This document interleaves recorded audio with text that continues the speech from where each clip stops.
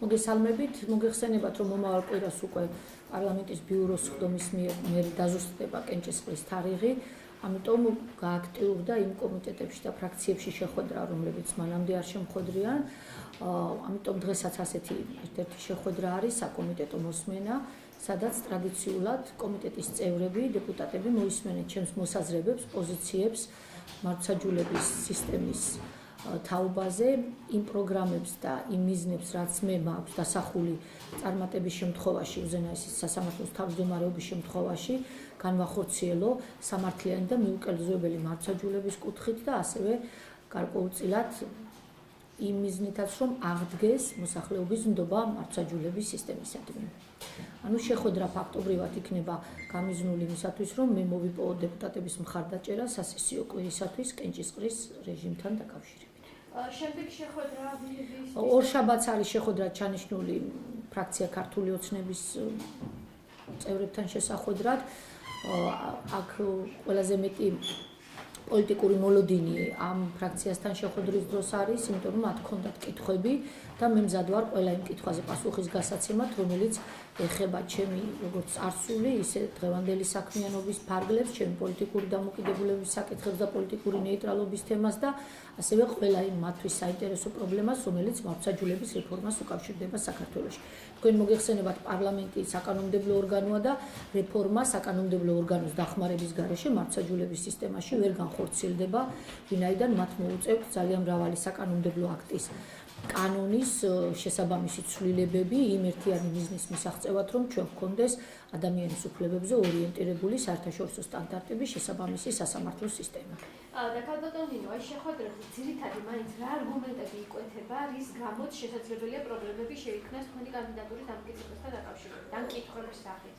მოგახსენებთ, არის რამოდენიმე სტანდარტული კითხვა, რომელიც შეეხებოდა ჩემი წარსული საქმიანობის, ჩემი სასამართლო სისტემაში მოღვაწეობის პერიოდს, ასევე ჩემი პოლიტიკური კუთვნილების პრობლემას, ვიქნები თუ შევძლებ თუ არა ვიყო პოლიტიკურად ნეიტრალური, ასევე შეეხებოდა იმ საქმეებს, რომლებსაც 60 წუთის, ეგრეთ წოდებული 60 წუთის გადაცემის და შემდეგ რუსთავი 2-ში ქონდა გაშუქებას ადგილი, სადაც მე პრესითაც და ასევე დეპუტატებთანაც და სხვა დაინტერესებულ ადამიანებთანაც ყველა განცხადება ამომწურავი, ესე ვთქვათ, დასაბუთებით გავაკეთე და ავხსენე საზოგადოების წინაშე მათ მიერ ხშირად არასწორად ან ცუდ წამოყენებული ბრალდებები ჩვენი სამოსამართლეო საქმიანობასთან დაკავშირებით. ასევე არის ყველაზე ხშირი კითხვა იმასთან დაკავშირებით, როგორ ვხედავ მე მართლმსაჯულების აღდგენის პროცესს, ანუ რა შეიძლება სასამართლო მიტვირთოს და ამ მხრივ ყველაზე საინტერესო პოზიცია არის საკითხი იმის შესახებ, თქვენ იცით, რომ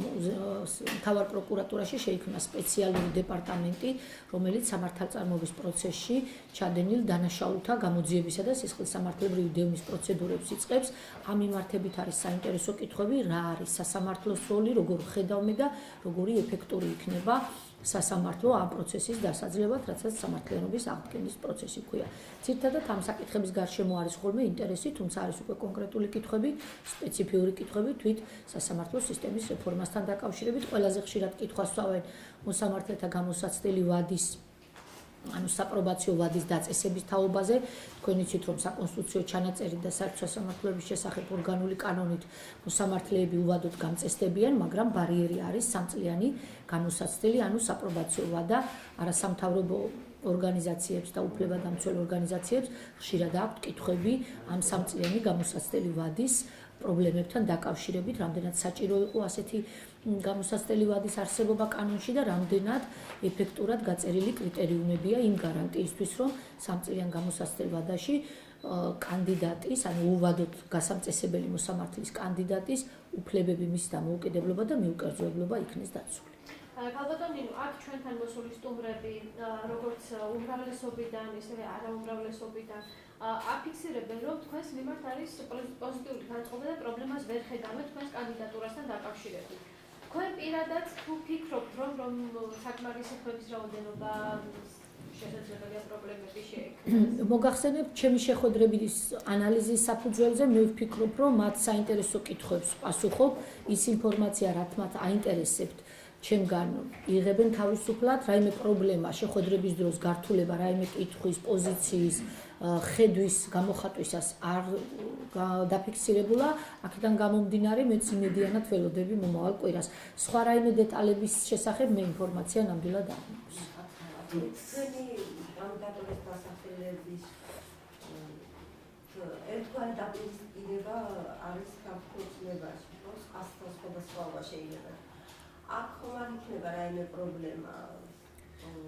მე არ ვფიქრობ ორშაბათს არის შეხვედრა ჩანიშნული, მე ვფიქრობ რომ მათთანაც ესეთი უშუალო დისკუსიით და შეხვედრით ჩვენ ყველა იმ თემას და ყველა იმ პრობლემურ საკითხს გავივლით, რაც მათ აინტერესებთ და ვფიქრობ რომ აქაც არ იქნება რაიმე საწინააღმდეგო პოზიცია, იმიტომ რომ ეს პოლიტიკური პროცესები ჩემს მიღმაა, მე ამ პროცესებში ბუნებრივია არ ვერევი და ვერც შავერევი, ამდენად მე ვფიქრობ რომ შეხვედრის მერე უფრო გამოიკვეთება ნათლად მათი პოზიცია და ვფიქრობ რომ მე შევძლებ ყველა მათთვის საინტერესო კითხვას გავცე პასუხი.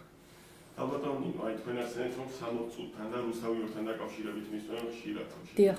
თუ შეგიძლიათ აი კონკრეტულად რა შეკითხვა არის და თქვენი პასუხი რა არის? იცით, ეს არის სიუჟეტი, სადაც რამოდენიმე ბრალდება იქნა ეს ეგრეთ წოდებული ჩვენს მიმართ წამოყენებული, განსაკუთრებით ეს ეხებოდა ჩვენს დამოკიდებულებას კორუფციის წინააღმდეგ ბრძოლასთან და ასევე ფარულ ჩანაწერებთან. ჩვენ მრავალგზის ავხსენით, რომ ფარული ჩანაწერები რაც იმდროინდელი საპროცესო კანონმდებლობით არ იყო დაშვებული, ჩვენს მიერ იქნა გაკრიტიკებული იმ ეტაპზე, რომ ჩვენ ვიყავით მოსამართლეები, რომლებიც კანონს პატივს ვცემთ და კანონს ვიცავთ და ჩვენი განცხადება მაშინ იყო, რომ კანონგარეშე რეგულირება იმ საკითხებისა, რაც თუნდაც დიდი იდეის კორუფციას წინააღმდეგ ბრძოლის იდეით შეიძლება იქნეს გამართლებული, არ იქნება დაშვებული მტკიცებულად ყოველგვარი ფარული ჩანაწერი, რომელსაც მოიპოვებს თვით დაინტერესებული პირი ან კიდევ შეიძლება სხვა მიმართულებით და უკანონოდ თვითონ ადამიანის უფლებების და პირადი ცხოვრების წინააღმდეგ იყოს გამოყენებული, მაგალითად დანაშაულის პროვოცირების მიზნითაც. ჩვენი მოთხოვნა იყო, რომ საპროცესო რეგულირების გარეშე ამ გადაწყვეტილების მიღება სასამართლოში იქნებოდა არამართებული და ზუსტად ამ საკითხის ესე კატეგორიულად დაფიქსირებამ გამოიწვია მაშინდელი ხელისუფლების წინააღმდეგობა ჩვენდამი. გარდა ამისა, თქვენ იცით, რომ ამ ფარული ჩანაწერების არასწორ გამოყენება სასამართლო პრაქტიკაში თავისი შედეგები მოყვა და დღესაც ვიმკით ამ შედეგებს, როდესაც ფარულმა ჩანაწერებმა გააუბედურა ადამიანების ცხოვრება, ათასობით ადამიანს დაუღვია პირადი ცხოვრების საიდუმლოების წესი და ეს საკითხები დღესაც ჯერ კიდევ ძალიან მტკივნეულია ჩვენი საზოგადოებისთვის. ამიტომ აქ იყო ძალიან ნათლად ჩვენს მიერ კითხვაზე პასუხი გაცემული, რომ ჩვენ არ მივიღებდით შეფასებისა და ყოველგვარი კრიტიკის გარეშე ფარულ ჩანაწერებს, როგორც მტკიცებულებას. იყო ასევე რამოდენიმე საქმე არასწორად, ესე ვთქვათ, სიუჟეტი გადმოცემული, რომ თითქოს ჩვენ მეკრთამე მოსამართლეების, ესე ვთქვათ, დევნისა და სასამართლოში საქმის განხილვასთან დაკავშირებით ჰქონდა რაიმე პრობლემები, ესეც აბსოლუტურად აბსურდული განცხადებები არის. ასევე იყო განცხადება გაკეთებული უზენაესი სასამართლოს სახელით, პრეს-ცენტრის სახელით გამოქვეყნებულ განცხადებასთან, სადაც განცხადებაში მართლაც აღსანიშნავია, რომ რამოდენიმე არაკორექტული მითითება და მიმართულება იყო, ასე ვთქვათ, გაჟღერებული, თუმცა ჩვენ მრავალგზის ავხსენით და დავადასტურეთ, რომ ჩვენ არ გქონდა ამ პრესსამსახურის მიერ გაკეთებულ განცხადებასთან არავითარი კავშირი და ბუნებრივია, ამ შემთხვევაში ჩვენი პოზიცია არ იქნა სამწუხაროდ გაზიარებული ჩვენი ოპონენტების მიერ. აქედან გამომდინარე, ჩემთვის ნათელია თქვენს წინა კითხვასაც რომ პასუხო, რომ მე ნაციონალური მოძრაობის წარმომადგენლები პარლამენტში ნამდვილად არ დამინჭერენ მხარს, არც მქონია მე ასეთი მოლოდინი, გამომდინარე იქიდან, რომ ჩემი და ჩემი კოლეგების დისციპლინური წესით გათავისუფლების შემდეგ ჩვენ მთელი წლების განმავლობაში სამართლებრივი გზებით და საშუალებებით ვიბრძოდით ჩვენი უფლებებისათვის და სამართლიანობის აღსადგენად.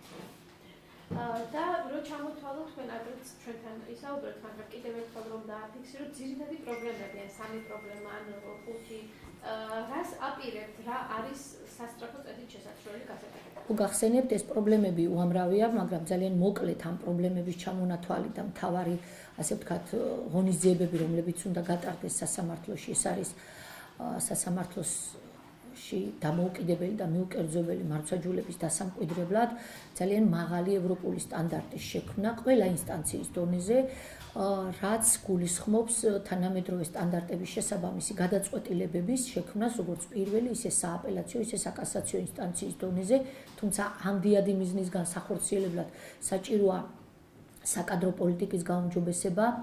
იცით რომ უამრავ მოსამართლეს უფლებამოსილების ვადა ეწურება და იუსტიციის საბჭოს მეშვეობით, იუსტიციის უმაღლესი საბჭოს მეშვეობით, სადაც უზენაეს სასამართლოს თავმჯდომარე, ასევე საბჭოს თავმჯდომარეობს, არის ძალიან მნიშვნელოვანი გადაწყვეტილებები მისაღები მოსამართლეთა ახალი გამწესების საკითხებზე, ახალი, ესე ვთქვათ, სამწლიანი გამოსაცდელი ვადით და შემდეგ უვადოდ გამწესების თაობაზე. რატომ არის ეს საკითხი ძალიან აქტუალური? იმიტომ რომ სასამართლოში დაგროვილია პირველი ინსტანციის დონეზეც განსახილველ საქმეთა ძალიან დიდი რაოდენობა და ბუნებრივია გაჭიანურებული არის ვადები. ეს უსამართლოდ ვადების გაჭიანურება მოქალაქეთა უფლებებს აზიანებს, მოგეხსენებათ, ადამიანები ითხოვენ და ელიან მართლმსაჯულებას, მაგრამ ესეთი ტექნიკური მიზეზების გამო სერიოზული დაბრკოლებები ხდებათ. ამიტომ არის საუბარი როდესაც ამ საკითხის გაუმჯობესებაზე მსჯელობენ პროფესიონალები, რომ ამ საკითხს უშველის მოსამართლეთა რიცხვის გაზრდა ყველა დონეზე სასამართლო ინსტანციებში თუ საკითხი შეიძლება მორეგულირდეს, თქვათ, სწორი სასამართლო მენეჯმენტის გამოყენებით. საკურველია ორივე თეორია განსახილველი და დასაძლევი არის, მთავარია რომ ჩვენს სერვისი, მართლმსაჯულების სერვისი დროულად და ეფექტურად განვახორციელოთ. ამიტომ მე მაქვს წინადადება ჩემი კოლეგების მიმართ, რასაკვირველია, თუ ჩემი არჩევა და მხარდაჭერა მოხდება, რომ ეს პრობლემები ერთად შევაგროვოთ, განვაზოგადოთ და გამოსავალი რეალური და ეფექტური შევთავაზოთ საზოგადოებას, თუმცა აქედანვე ვამბობ, რომ თვითსაკასაციო ინსტანციაში, სადაც ასევე დაუშვებლობის კრიტერიუმის გამო ძალიან ბევრი პრობლემაა მართლმსაჯულების განხორციელებასთან დაკავშირებით და მოგეხსენებათ, რომ უზენაეს სასამართლო არის საკასაციო ინსტანციის, ანუ ბოლო ინსტანციის სასამართლო. ამ საკითხს ყისიერად ჭირდება რეაგირება, რაც გულისხმობს დასაშოობის კრიტერიუმების ძალიან ნათლად ჩამოყალიბებას და იუსტიციის სამინისტროს უკვე აქვს მომზადებული ერთ-ერთი ვარიანტი კანონპროექტისა და მეორეც ყველა შემთხვევაში საჩივარი დასაშვებად თუ დაუშვებლად იქნება მიჩნეული, ის უნდა იყოს დასაბუთებული. ანუ მომჩივანი მხარისათვის აშკარად გასაგები, რატომ იქნა დაუშვებლად ცნობილი, რა არგუმენტებს დაეყრდნო სასამართლო, ან რა ერთიანი სასამართლო პრაქტიკის პრეცედენტები მიუთითა.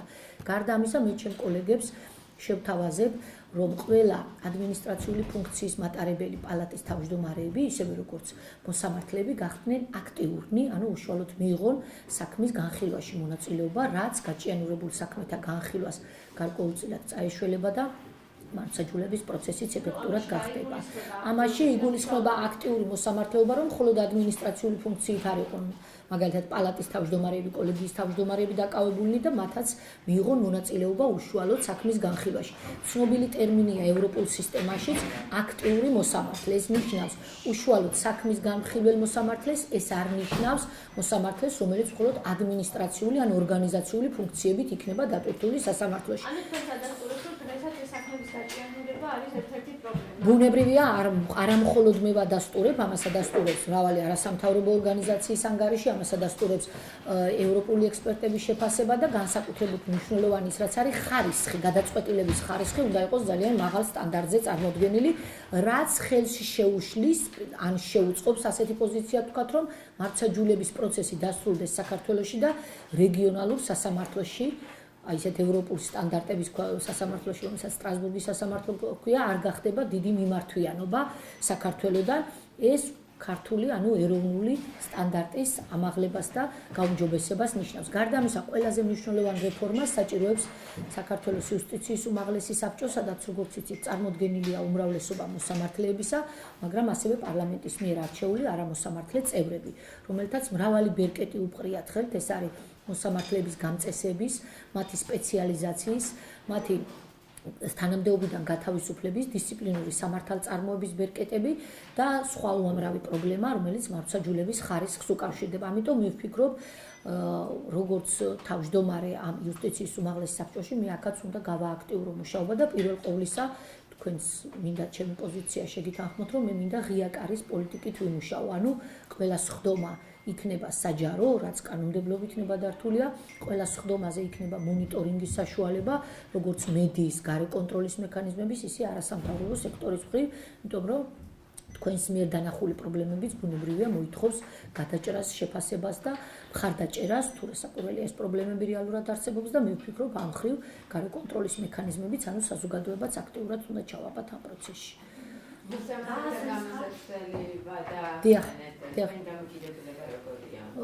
მოგახსენებთ ეს კითხვაც ძალიან ხშირად არის, როგორც მოგეხსენებათ, რომ როგორც კონსტიტუციაში, ასევე კანონში საერთო სასამართლოების შესახებ უკვე ცვლილებები შეტანილია. ანუ კანონით დათქმა არის გაკეთებული და ის ორგანული კანონია, რომ მოსამართლეები გამწესდებიან 3 წლიანი გამოსაცდელი ვადით, სადაც მათ ყოველ წელიწადს გამოსაცდელი ვადის ყოველ წელიწადს უკეთდებათ შეფასება. შეფასების კრიტერიუმები ძალიან დეტალურად არის გაწერილი, თუმცა თქვენი შეკითხვა ალბათ უკავშირდება იმასაც, რომ ვენეციის კომისიამ ამ გამოსაცდელ ვადასთან დაკავშირებით გარკვეული ეჭვები გამოთქვა, რომ შეიძლება დამოუკიდებლობა და მეუკერძოებლობა სასამართლოსი გარკვეული პრობლემების ქვეშ დადგეს. ამიტომ მე რადგან მოცემულობა ჩვენთვის უკვე ცნობილია, რომ კანონია და კანონის შესრულება ჩვენ გვევალება, ის რაც აშფოთებს ვენეციის კომისიასაც ჩვენს მხრივ როგორ შეიძლება იქნას დაცული.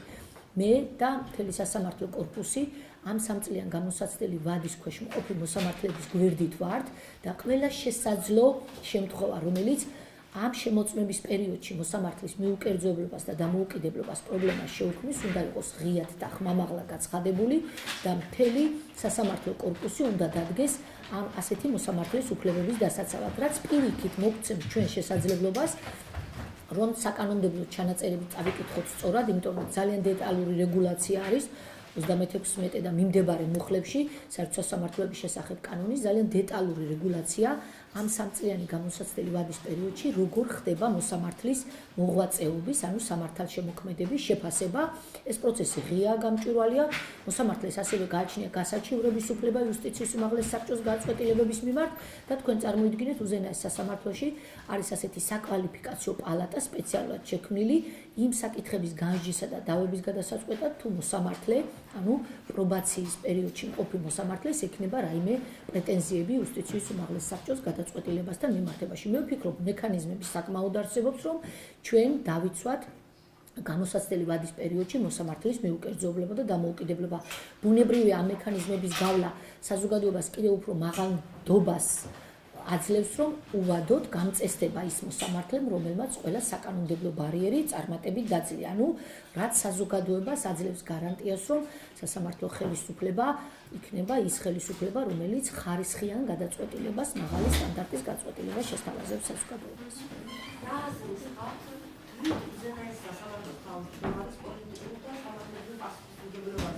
ამ კითხვას ისვამდი და გამომდინარე უბლაშვილი ისე წავიდა თავმჯდომარეობიდან, რომ მას მორალური პასუხისმგებლობა წარმოუდგია იმ გახანანის გამო, რაც მისი თავმჯდომარეობის პერიოდში იყო სასამართლო სისტემაში. მოგახსენებთ, უზენაესი სასამართლოს თავმჯდომარე არ არის მხოლოდ საკასაციო ინსტანციის თავმჯდომარე, ის როგორც აღნიშნე არის საერთო სასამართლოების სისტემაში მართლმსაჯულების განხორციელებაზე ზედამხედველი პირი და ასევე არის მოსამართლეთა იუსტიციის უმაღლესი საბჭოს ხელმძღვანელი და ასევე გახლავთ მოსამართლეთა თვითმმართველი ორგანოს მოსამართლეთა კონფერენციის ხელმძღვანელიც. ამიტომ ამ რანგში მისი პასუხისმგებლობა წმინდა სამართლებრივად ძალიან მაღალია და მე მესმის თქვენი შეკითხვის პოლიტიკურ დონეზეც, როცა ანგარიში მოხსენება საზოგადოებასთან ღიაობა არის საჭირო, რასაკვირველია მისი პასუხისმგებლობა არსებობს.